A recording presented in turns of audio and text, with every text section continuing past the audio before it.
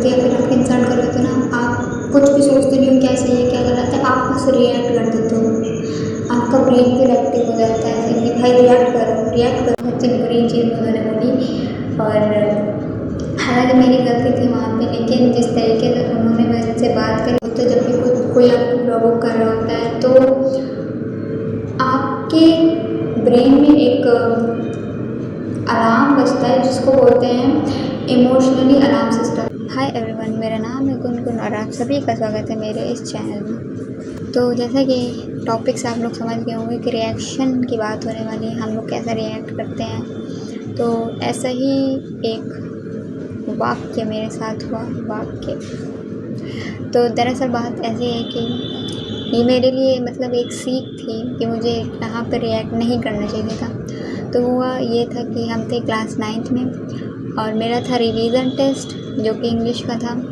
तो उसमें लेटर आया था जो कि मुझे अपने दोस्त के लिए लिखना था, मतलब दोस्त को वहाँ नैनीताल बुलाना था ट्रिप के लिए, ठीक है। तो वहाँ क्या हुआ कि जो लेटर था उसमें अपने नाम की जगह मैंने अपने दोस्त का नाम लिख दिया था, ठीक है। तो ऐसे ही लिख दिया था मजाक में। मुझे लगा था कि यार मैम चेक तो करेंगे नहीं ऐसे, क्योंकि क्या होता था कि मैम लेके जाती थी टेस्ट पेपर जो भी था उसको चेक करके वो वापस भेजती थी बच्चों को और बच्चे फिर डिस्ट्रीब्यूट कर देते थे पूरी क्लास में। यही 2 दिन से चलता आ रहा था। मुझे लगा था वैसे भी होगा, मतलब आज भी वैसे ही होगा ना।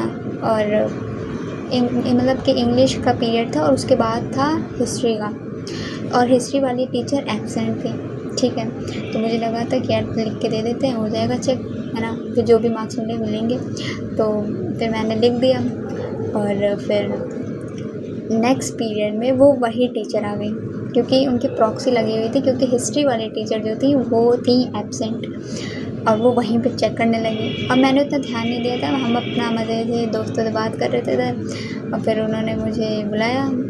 तो मैं यस मैम बताइए। तो उन्होंने कहा ये देखो यहाँ पे तुमने ऐसे मिस्टेक करी हुई है, और उन्होंने बहुत ही बुरी तरीके से बोला कि तुम्हें पढ़ना लिखना नहीं आता है वगैरह वगैरह। मुझे बहुत ही बुरी चीज़ उन्होंने बोली और हालांकि मेरी गलती थी वहाँ पे, लेकिन जिस तरीके से उन्होंने मुझसे बात करी वो बहुत ही एक टीचर तो नहीं करती है जिस तरीके से उन्होंने मुझसे बात करी। चलो एज अ स्टूडेंट मैंने सुन लिया, ठीक है।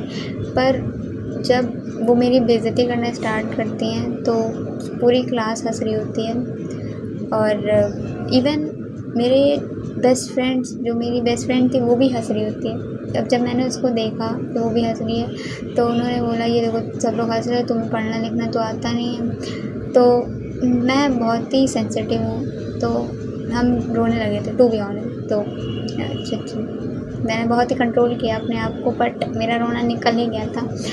तो फिर मतलब फिर ये वाली टीचर तो चली गई, फिर उसके बाद दूसरी टीचर आई, तब भी हम रो रहे थे। तो उन्होंने पूछा क्या हुआ, फिर ऐसे बच्चे जमा हो जाते हैं कि क्या हो गया। तो बच्चे मज़े ले रहे थे कि हंस रहे थे, वो लोग सब लोग हंस रहे थे। तो फिर हम गए, मतलब मुझे लेके गए अपने क्लास टीचर के पास जो कि बहुत ही ज़्यादा सपोर्टिव थी, मतलब हैं बहुत ही ज़्यादा। तो उसके बाद उन्होंने मुझे काफ़ी ज़्यादा समझाया कि ऐसे तुम्हें अभी यहाँ पे बैठो। उन्होंने बहुत अच्छे से मुझे पैम्पर किया, है ना। और फिर उसके बाद जब मैंने सारी चीज़ों को समझा, और वहाँ पे सबसे ज़्यादा इम्पोर्टेंट था मेरा रिएक्शन। देखो सामने वाले मतलब कि टीचर जो थी वो बोल रही थी क्योंकि मेरी भी गलती थी, पर मुझे वहाँ पे अपने रिएक्शन को संभालना चाहिए था। वहाँ पे मुझे अपने इमोशंस को संभाल लेना चाहिए था, क्योंकि अगर मैं इतना सा भी संभाल लेती ना तो पूरी सिचुएशन हैंडल हो सकती थी। अगर वहाँ पे हम थोड़ा सा चुप रहते, शायद ना रोते। तो उस इंसिडेंट के बाद से मैंने अपने इमोशन, अपने रिएक्शन बहुत काम किया, जो कि आज भी मतलब कि जब भी ऐसे कोई सिचुएशन होती है तो मैं बहुत ही कम रिएक्ट करती हूँ टू बी ऑनेस्ट। क्योंकि जब भी मुझे कोई इंसल्ट करते, जब भी मुझे कोई प्रोवोक करने की कोशिश करता है, हम उसको जवाब नहीं देते, ठीक है। क्योंकि देखो कुछ लोग ऐसे होते हैं ना कि आपकी जब इंसल्ट करते हैं या फिर आपको प्रोवोक करते हैं तो उनको एक पावर मिल जाती है कि ये तो अपने इमोशंस नहीं कंट्रोल कर पा रही है, तो ये लोग क्या करते हैं कि ज़बरदस्ती आपके इमोशन आपको रुलाना चाहते हैं, फिर आपको गुस्सा दिलाना चाहते हैं। तो ऐसे लोगों से अच्छा है कि आप कुछ भी रिएक्ट ना करें, आप एकदम साइलेंट हो जाएं। और वही चीज़ मैंने भी सीखी है, क्योंकि अभी कुछ समय पहले ही मेरी दोस्त थी, मतलब कि ऐसे ही वो मुझे प्रोवोक कर रही थी सारी पुरानी चीज़ों को लेके। तो मैंने कुछ भी नहीं बोला और हम एकदम साइलेंट थे। वो चाहते थे कि हम कुछ रिएक्ट करें ताकि हम उससे भिड़े जाके, नहीं मैंने कुछ नहीं बोला। बट ठीक है, छोड़ो, जाने दो। और क्योंकि कुछ लोग होते हैं ना कि उनको पावर मिलती है उस चीज़ से, अगर मैं बोलूँ कि मैं कुछ रिएक्शन दूँ तो सामने वाले को पावर मिलती है कि है ना, ये तो मैं रिएक्शन नहीं संभाल पाती। बट अगर आप साइलेंट होते हो ना तो वो पावर आपके पास होती है। और ये चीज़ मैंने भी महसूस करी। ये चीज़ आप खुद करके देखना। आप भी कोई भी ऐसी सिचुएशन हो आप जिसमें वैसे आपके ऊपर सारा बर्डन आ रहा है, मतलब कि सब आपको घेरे पड़े हैं कि भाई गुस्सा हो, जल्दी बोल, कुछ बोल, आप साइलेंट हो गए देखना। और उनके आँखों में आँखें डाल के ज़रूर देखना, मज़ा आ जाएगा भाई। टू बी ऑनेस्ट मैंने, क्योंकि ये सारी चीज़ें महसूस करी, मैंने ये सारी चीज़ें करी हुई हैं।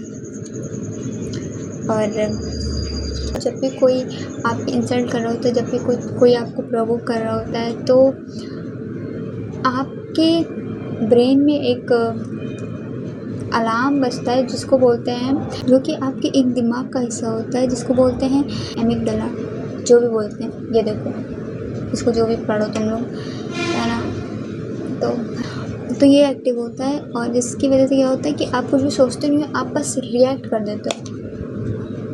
तो जब भी आपको कोई अगली बार प्रोवोक करे या फिर आपके इंसल्ट करने की कोशिश करे, तो याद रखना आपकी ताकत आपके रिएक्शन में नहीं, आपकी ताकत आपके कंट्रोल में। ओके, क्योंकि सबसे ज़्यादा ताकतवर इंसान वो नहीं होता है जो सबसे ज़्यादा बोल रहा होता है, ठीक है। तो ये सारी चीज़ें आप अपने जहन में ध्यान रखें, जहन में उतार लें, मतलब ठीक है। तो यही थी आज की वीडियो। और वीडियो अच्छी लगी हो तो लाइक करें, शेयर करें, सब्सक्राइब करें और खुश रहें। मिलते हैं फिर नेक्स्ट वीडियो में। तब तक के लिए बाय बाय।